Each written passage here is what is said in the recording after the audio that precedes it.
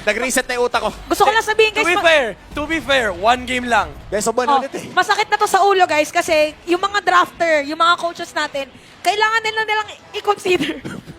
Muntik ako mamatay! Si Midnight. Muntik ako mamatay! Kailangan na nilang i-consider dito yung mga heroes na nagamit kanina. Oo. Kasi meron pang Pobius. Di ba? Ang dami. Ang daming heroes. Muntik ako mamatay, guys. Oh, Share ko lang. muntikan madapa si Midnight. Hindi Nasaan lang na ba yung nakita sa tungkod? camera. Share ko lang. And by the way, elevated po ang aming desk dito. So kapag nahulog ka, ay talagang injured ka. Oo. And ngayon, Injured na nga eh. injured. First pick for the side of AB Bren. Ano ba ang ating makikita? Ayan na. Ayan na. Bren. Seryoso na. Brad Reed na agad. Seryoso na si Kyle. Oo. Bruno, promise. Bruno Promise, hindi Bruno Promise. Oh. Bruno Promise. Bruno Miss. Kulot ni Chewe. Tingnan natin kung ibibigay nga ba kay Chewe ang Bruno at ang Faramis para kay Sans. The Novaria is banned this game. Hindi natin makikita ang kanyang ginawa nung game number 4. In Onyx Indonesia, magiging crucial ang first 2 picks nila dito. Actually, pwedeng gumi-style points ang Onyx dito. Pwedeng mamaya na sila pumick ng golden kasi meron pang Haret. Si, Nabiglang panggulat no para early game. Oh. Ayan na nga, Ayan style na. points. Ayan na naman. By the way, ginawa by the way. na naman Kadita. By the way, gusto ko na sabihin, 100% win rate ang kadita ni Sans. Oo. Feeling ko lapu-lapu na to eh. May Indonesian hero sa kabila. Anong analysis?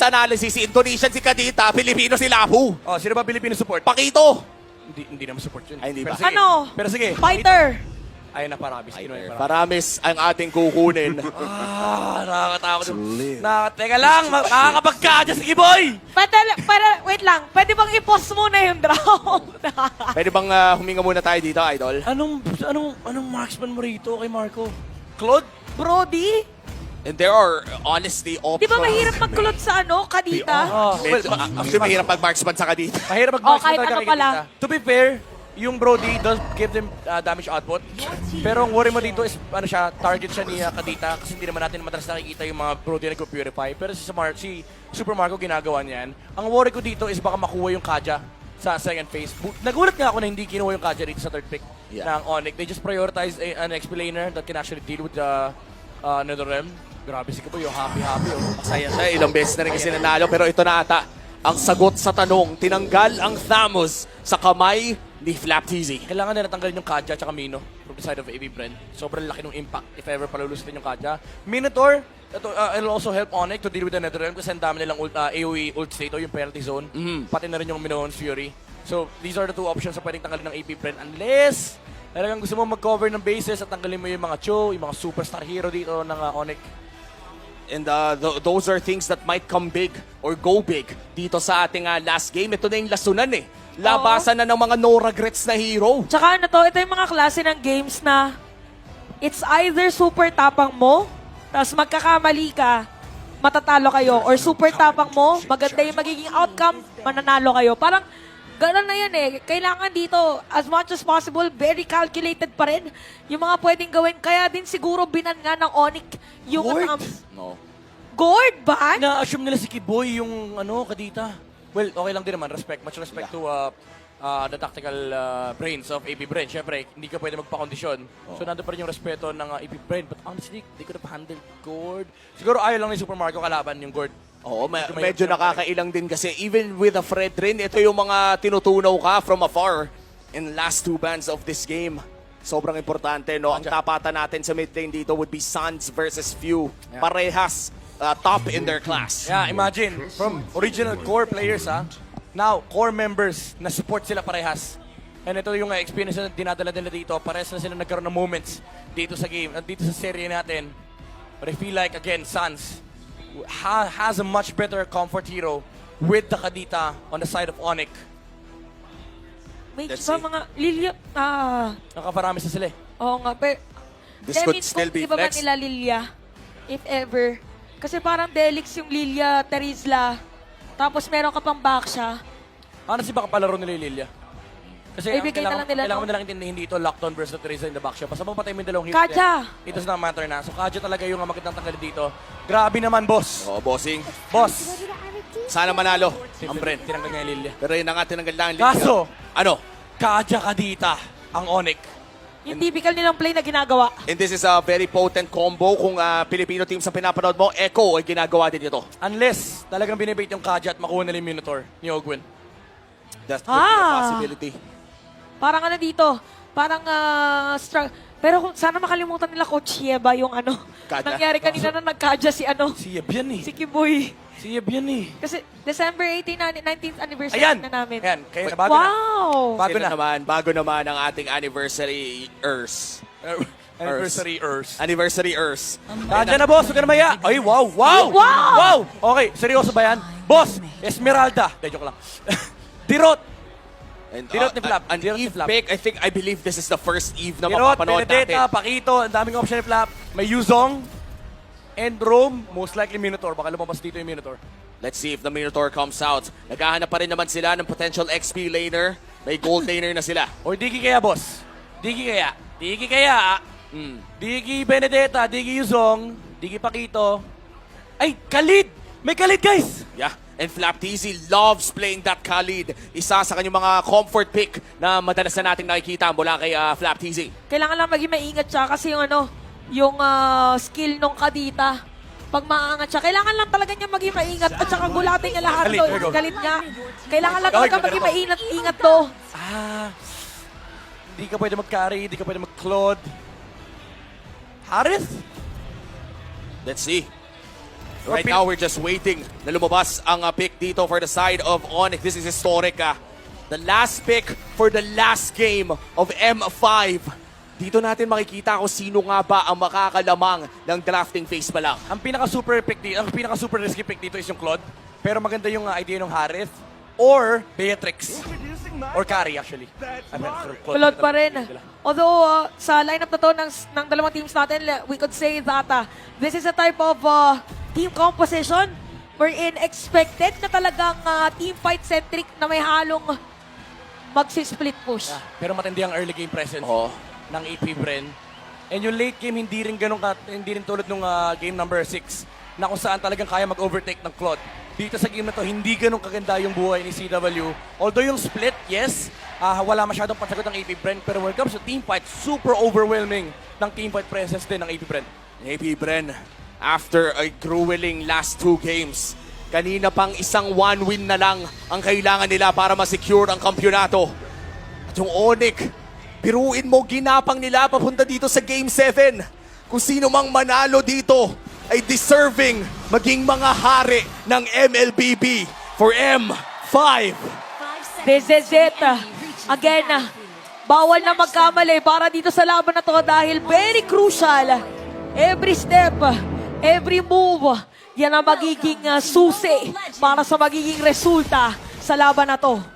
And if this is it, the best of 1 na naman ang ating pinapanood. Kyrie magsisimula sa orange, purple naman para kay Kyle TZ. At mukhang nanggugulo pa nga sila Kiboy dito. Oo, kailangan talaga nilang sirain yung pattern at kailangan din namang habulin dito at hanapin ni Ogwen kung nasan yung mga players from Onyx. So sinabi natin, nauna mag-level 2 si Flap TZ, by the way. Naman kasi talaga pagkalid Oo, tsaka yung kailangan lang talaga mauna dito ni Flap TZ. Yun lang, nabigyan. Kung babalikan natin lahat ng mga ng pinag-usapan natin, Oo, saan? Game 1 pa lang, importante ang XP lane. Si Sans dito mapipilitan na umalis at makikita niya si Pew hindi muna magki-clear para maiwan na si Sans. Naprisan ng wave. Oo, napicturan. Oh, Flap TZ. Pero ang sakit ni Boots ha. Oh, quick sand guard, sinagot na rin. Kyrie looking for blood. Dalawa hindi ata nila itutuloy ito. Mukhang yung freeze na wave dito ni Boots ay talaga nagpapakita ng kanyang experience. Ay! Ginamit dito ang retribution. Kyrie ahead of Kyle TZ. Na-retry naman yung malaking Kramer. Pero ang nakuha lang ni Kyrie dito si Malik. Level 4 naman sila both for the first start. Pero importante dito yung ginagawang protection ni Kyrie dito sa XP lane. Dahil, ganda rin yung ikot ni Flap. Pinanish niya yung mid lane. Pero ito rin yung punish usually nanggagaling sa mga magagaling na XP laners. Yung hindi ka pa nakakatawid, pinapunish ka na. So pinapok lang din talaga nila dito si Flap TZ pero still that's sa Khalid. So aabot pa rin naman siya sa level 4. And this first turtle might just dictate the early game. At napaka-importante ng early game para sa kupunan ng AP Bren. Dahil nga meron silang Khalid at pati na rin ang Brody. Pero umaamba na nga dito si Kyrie. Looking for few. Naubusan ng gasolina. Okay, dito sa may bottom lane. Napaganda pagkila Few! pa rin doon kay Few. Shadow Stampede, sabay Ghost Bursters, pero not enough damage pa para sa kanila. Habang si Kyle TC dito ay tinatry na i-pull Grabe naman hatak. yung pagong. Kung pwede lang mag 360 yung ikot Oo nga eh. nung turtle, bakit hindi lang naman? Pero umiikot din si Kyrie. At zone out Reset. dito ang mga players na ipibren. Pero Kyle, mukhang Kyle, siya ang target Kyle. dito, Kyle TC. At meron pa dito ang Wow! pagkakakit. Up! Si Flab TC. Saktok-sakto si Sans pala. Nahanap niya. Meron pa penalty zone para dito sa players ng Onyx. Turtle, sino makakakuha? Oh! Kyle T, sino makapag-secure? Ogun with the Primal Wrath at mukhang si Kiboy ang kinilin. That's 2 more kills for the side of AP Bren. At mukhang may Turtle pa nga na isasama doon. Ganda nung hatak ni Pew palabas. Kay Kyrie. Hindi siya naka-retry and AP Bren gets the control of their early momentum. And again, as we've said, kanila ang early game and nakakatakot din ang team fight dito. Onyx, this is the only chance that they had. Kailangan nila humarap dito ng mistake versus AP Bren. And hindi dahil sa bias tayo, pero ganun lang kaganda yung composition ng AP Bren. At yung Eve na yun, no, nadaganan agad nung Khalid. Feeling ko yun talaga yung pinaka kaya din Khalid yung pinili ng AP Brent. Kaya naman pala, para hanapin yung gumagawa ng swimming pool. Oo. Oh. Swimming pool na, yun na ang swimming tama pool. ngayon, ang swimming pool. Ano mo, ang mahirap dito nung pinik nila yung Eve, actually, again, nagulat tayo doon. Pero, sila din naman ang nag-decide. Oh, And Boots, ginis may nila yan eh. wala kasi silang silip. Ayun na! Ayun na, si Boots. Few. Okay. Softening a lot of damage. Kyle TC, Penalty napilitang mag-penalty zone. Ginamit naman dito Dalawang ults, 2 ults. ang RWM. Pero aalis lang din muna mga players dito ng AP Brent. Hello, Lamang Gold pa rin Lane. sila. Hello, Dito Gold ng 1K. Pero nararamdaman ni Super Marco na nandun ng mga players na Onyx. Tsaka walang pressure again na magmumula dito sa Onyx. Again, it does stop the game of AP Bren, pero it doesn't move the game either for Onyx dahil yung mga spells nila ay na-force out. And so far, Onyx Indonesia still holding on in this game. 1,000 kalamangan ng AP Bren at si Kyrie ay paulit-ulit nahihila. Tinaw yung gulong, pre. Oo nga, sabi niya, teka lang, hindi pa na tatapalan lahat Oo ng nga eh. putas. Alam mo yung ano, Plat ka, boss. tinitikitan eh. Ay, Boss, dito muna. yung gulong na yan, bawal yan dyan. Ibig sabihin si Pua isa magaling, isa siyang yo-yo master. Yo-Yo Master. Yun naman pala, hihilain mo pabalik yung back siya. And ngayon, meron na tayong second turtle of the game, AP Bren. Ang may control nito, mauuna na nga si Kyle TC pero nandiyan naman si Boots para magbigay ng vision. All ultimates are available sa parehas na kupunan at si Flap TC ata ang bibigyan nila. Parang si Flap nga yata talaga. Pero may kita natin ngayon, nandito na si Pew, same goes with Sans. At ginamit na rin dito ang balik buhay Sunguard. para dito sa side ng AP Bren. Ang inaantay ngayon is kung ipipilit ba. Top Pero lane! sa top lane, may target naman pala. Lumangoy na dito doon si Kiboy. May kita natin ngayon real world manipulation Wow! na kay Flap TC ngayon mapupunta. Yung Kyrie, pagong Kyrie! habang si Kyrie makakatakas Oh, wow! pa. Para Grabe, U-turn. angle break ay alley-oop lahat ng mga Oh. basketball tricks ginamit. Grabe, mala-Allen Iverson yung galawan ni Kyrie doon. And Kiboy ay mukhang nakakuha rin ng important na kill doon sa taas with a pick-off on Ogwen. Grabe yung U-turn ni Kyrie. Illegal yun, by the way, yung 180 U-turn. Oo. Pero ang lupit ng ankle break niya, but still, it wasn't really enough to secure the turtle. Na-miss din yung timing ni Kyle TC dito with the retribution kasi nandun yung penalty zone. Pero yung Raging Sandstorm, sakto-sakto. Yung timing for the objective take view with another realm. Ogwen! With the bounding from the Kyrie! It's all part of the plan. Kiboy! Sabi nila, pero si Kiboy lumangoy na naman. Tapos si Chewe merong free hit para sa kanila. And pew! Makukuha rin, pero Oh, buhay no. na din naman because this Oh, is no! a Paramis. At tatlong patay para dito sa side ng AP Brent. Si Super Marco mukhang bibigyan din. Oh! Isang hit na lang, double kill para kay Super Marco. But Super Marco is down.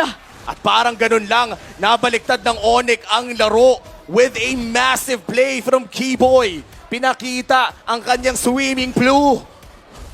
Yun pala ang technique. Lagyan mo ng swimming pool. Oo. Yung laban. Kailangan nila ditong mahanap kung saan ilalagay yung blue. Find the blue. Pero kailangan mag-leave muna ng clue ng Onyx. Yun yung real world manipulation. Oo. Nabait din yung AP Bren lumaban sa team fight na yun. And again, kapag nagko-collapse na yung AP Bren, parang similar sa Minowan's Fury kanya kanina with the Minotaur, nandun yung Petrify punishment mula sa Kadita. And hindi naman kailangan kasi maka-burst damage yung Onyx dito. As long as nako-control yung heroes and makapag-dish out siya ng enough damage and mag-proc elite recognition, ang daming follow-up na manggagaling mula kila Boots, kila Sans, and of course, pati na kay Chewe.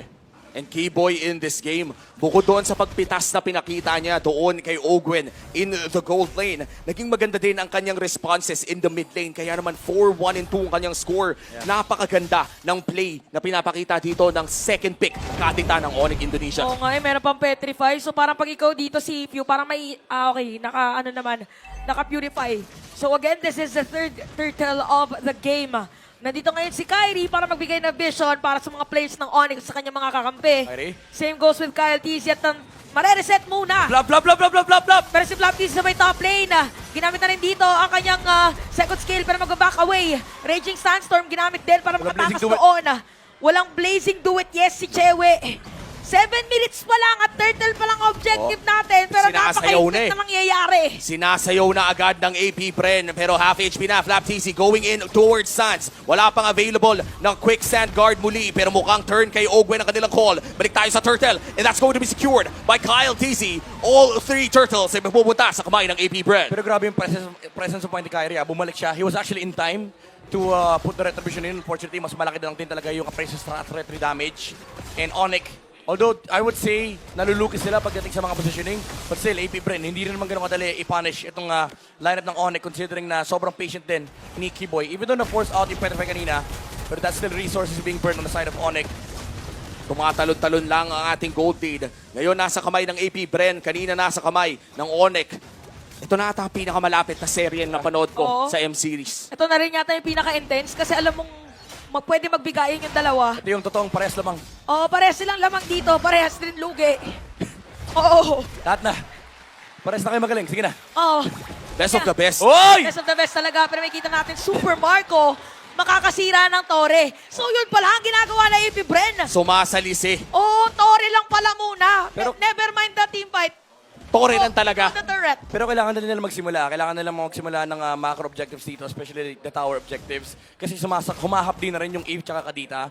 Yan, ito naman yung advantage na meron kang tank jungler, no? You are able to do this. Sort of like yung post 5 na Novaria, na kung saan yung dalawang mage, sobrang sakit niya sa late game. And very crucial itong item pickup ni Eve, yung glowing wand. HP-based damage yan. So mararamdaman ni Kyle TZ, pati na rin ni Few yan, under the Netherrealm. So hindi pwede maging masaya ang AP Brent considering na ang daming HP-based damage from the side of Onyx. Tignan mo yung gulat na damage dito kay CW. At mukhang mag-aabang na naman ng next big team fight dahil ang Lord 20 seconds na lang bago lumabas. And Onyx, they're gonna get Sands here. May Raging Sandstorm na rin. Nahanap na nila si Sands! -1 ngayon. Keyboy! Para sa side ng yun lang. Onyx. At Yun baka lang, si Keyboy Naton. makakatarget Hindi ng nakalangoy. Hindi na nakalangoy pa! Paano makakalangoy? Mali Eh wala yung- nga yung blue! Mali yung combo ni Kiboy, boy! Ultimo na bago Petri para immune! Tapos ang nangyari doon, umaga na naman yung New Year niya. Yung Umano pool na party napunta sa Christmas. Dahil dyan, naririnig ulit natin na sigawan ng mga tao dito sa ating venue na buhayan na lakas. At isa sa mga bibigay na lakas, kinukuha ngayon ay AP Bren yung Lord. Ang Lord ngayon mukhang libre ng masesecure ng AP Bren. Yeah. This is the first Lord of the game secured by the Bees. And this is fast momentum shift for AP Brent. Remember, meron silang damage. They also have protection. Kailangan lang nila maiwasan dito yung punishment na magagaling both from Keyboy and Boots. But they have decent frontliners for AP Brent to do that. Nandyan yung Fred rin, nandyan din yung Khalid. And of course, do not forget yung Edith. Kahit pa room yan, nagiging secondary damage dealer yan. And grabe yung yung face check doon ni Kyle TZ. Yup. Nakuha ng isa. Pero si Super Marco, maganda ang kanyang pagpwesto muli. Pero si Few ata ay delikado. Grabe, purify lang. Ginamit niya yung purify niya para makatakas doon. So, ibig sabihin, pwede siyang targetin ni Kiboy. Actually, maganda to para sa side ng Onyx kasi meron pang petrify nga pala si Kiboy at si Mafew ang pwedeng counter doon sa supposedly play nila. But yeah, Lord will march in dito sa may bandang ibaba. Yeah, pero this is the first time na makikita ng Onyx na mag-group up dito AP Brent. Problema actually yung Netherrealm. And yung Netherrealm na yun ay kailangan talagang abangan ng Onyx dahil pwede silang Top gulatin. lane. At yung top lane, nakakalibre lang si Super Marco. That's going to be another turret going to the hands of AP Brent. Oh, I like this build up from Plaptizi. Meron na siyang rose gold. Wow. Survivable na siya against sa Kadita. Actually, pwede niyang dive in yung lineup dito ng AP Brent tapos gamitin niya kagad yung Sun Guard. Even if ma-cancel, okay lang. That spell's being burned from the side of Onyx. At yun ang gusto mo if you're Flap TZ. Turret na naman ang target dito ng AP Bren. Ayan na. At unti-unti nang nakokontrol ng AP Bren ang Land of Dawn. At unti-unti na rin ngayon na napapigilan ang pwedeng puntahan ng mga players ng Onyx ngayon. Isama mo pa yung Torre nakakasira lang dito sa may bandang ibaba. A 4.6k gold lead for AP Bren. 2 games nang na-deny mula sa championship. Pero ngayon lamang ang AP. Mukhang Kyrie, magkakaroon ng Kyrie! teamfight yata. Nakabang dito Shadow Stampede. Medyo mapapalayo. Mangangalahati yung buhay doon at ginamit na din ang Turtle Opo! Oh my Manapit God! ang tamaan pero Another run, napakalayo. another run. Na-counter nga lang din naman ni Flap TC dito. Yung paggamit ng real world manipulation. Lumangoy na nga! Kiboy! Si Boots dito. Mukhang makata-target pa nga nila. Ginamit Open. na ng Torn. Aboard! Memory at isama mo pa Oh! ngayon. Si Kiboy! Dalawa na wala para sa side ng Onyx Indonesia. At tuloy-tuloy lang para sa AP Bren dahil wala pa namamatay sa kanila. Ang control ngayon ng AP Bren ay kailangan ng respetuhin ng Onyx as the gold lead goes to 6k. Nararamdaman nyo na ba? Nararamdaman nyo na ba, Pilipinas? At unti-unti na nga kumakatok. Nararamdaman natin ang konting pagkatok. Pero sa pagkatok na yon, pipilitin pa rin dumepensa ngayon ng Onyx. Kung ikaw si Kiboy at matalo ka dito, hindi ka makakatulog mamaya. Hindi niya na-petrify yung AP Bren. And that allowed AP Bren to return the favors and win that team fight. And again, sobrang crucial nun kasi napakabilis mag-wrap up ng momentum ng AP Bren. Suddenly, you find yourselves in a situation where isang stun lang kaya kang patayin ng Brody. This is a very, very dire situation if you're Onyx Indonesia. Pero wag natin kalimutan, guys. Hindi pa tapos hanggat hindi nababasag ang crystal. Kyrie! Pero si Kyrie, mali ang napuntahan. Welcome back to the Philippines, baby! Wala ang taga-retry! Dito ng Onyx! Ginamit na Kiboy! rin yung manipulation sa bato para sa Kiboy, kanya. Kiboy, Kiboy! Pero paglangoy, napigilan Nether na! Realm! Nagamit na rin yung Nether Realm na sinasabi natin Bye, bye, pang bye. counter! Si Ogwen dito hinahanap si That's it! Kiboy! That's it! That's it! Naririnig na natin ang pagkumpas ng mga bala dito ng mga players That's sa it! Ren! Meron pa minions sa may bottom lane! Masyado na bang mataas ang paglipad ng mga Sky Kings? Ipapababa na ba ng AP Bren? At sa aming lupang sinilangan, never pang malalamangan! Nagtatower lock na ngayon! At AP Bren, ang patunay na tayo ang tahanan ng pinakamalalakas na Mobile Legends Bang Bang sa